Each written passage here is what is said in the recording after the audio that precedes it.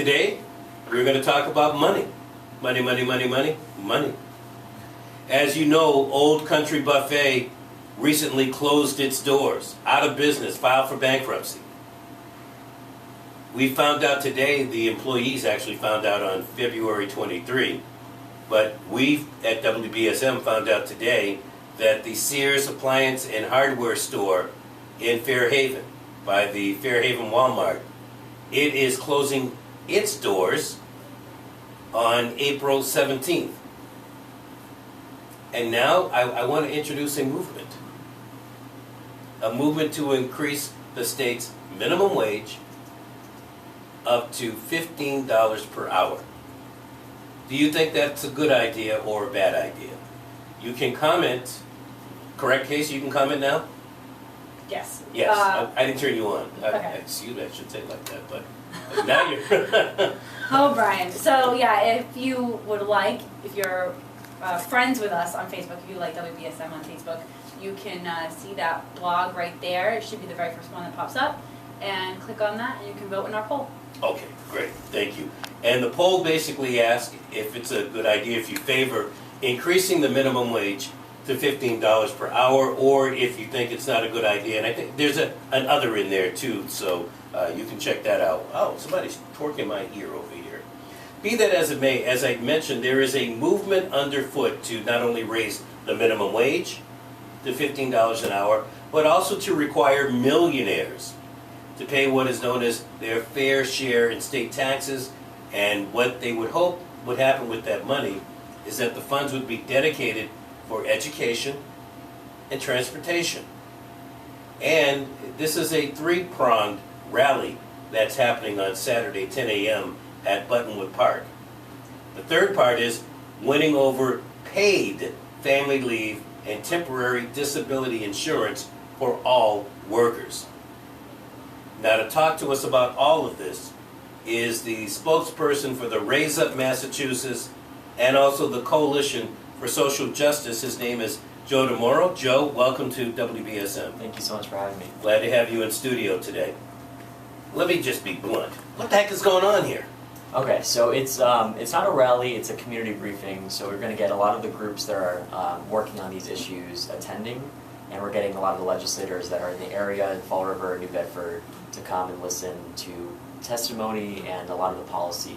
So why do you believe that $15 an hour is a living wage? We definitely want to focus this event on the three issues that are important, but why I think $15 is important is that the average American household pays $400 in taxes a year to feed and clothe workers from Walmart and McDonald's, and we know that these companies can afford to do so. And this bill would not allow like small businesses to pay $15 an hour. It's just for big box companies that can afford to do so. It's nice to hear you say that, but it's not written down here.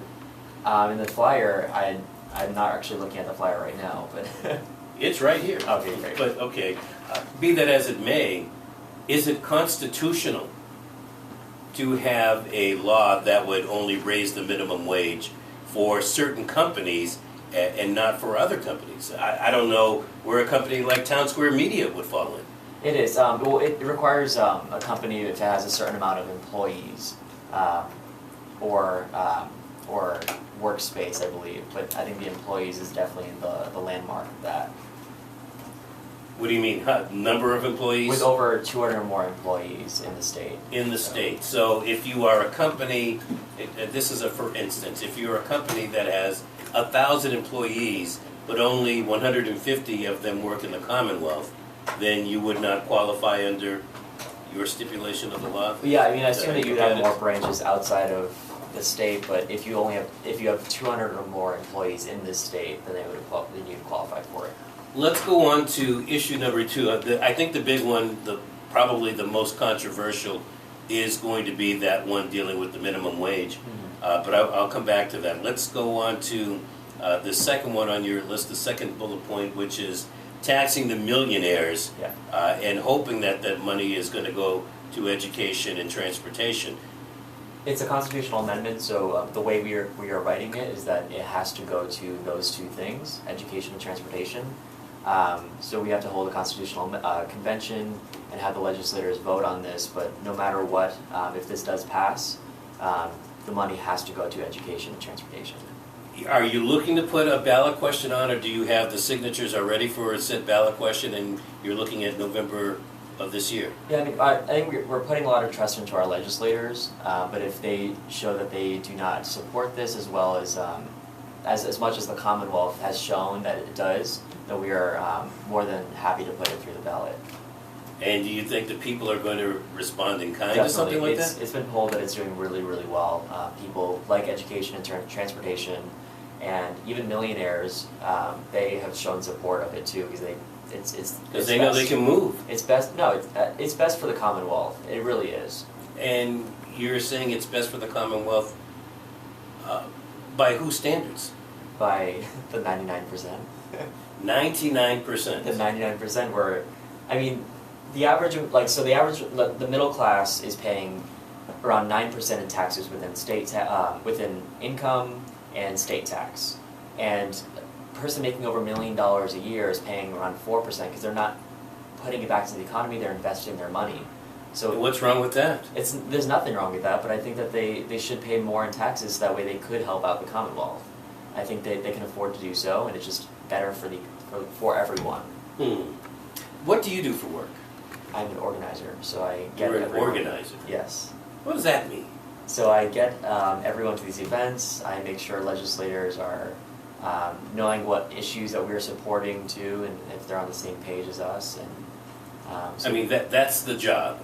Yes. I mean, you don't do, I don't want to downplay what Yeah, it is. I know. I mean, there's no other job. You don't work in a factory, you don't No. flip burgers, you No, don't, I anything don't. like that. I don't. You're I an work organizer. full-time. I work full-time. Okay. So you really believe in what you're doing here. I do. And you get paid to do these things. I do. I just don't know where this is going. But Well, no, I think people want to know because Yeah. in many instances, the little guy is fighting big companies or big government.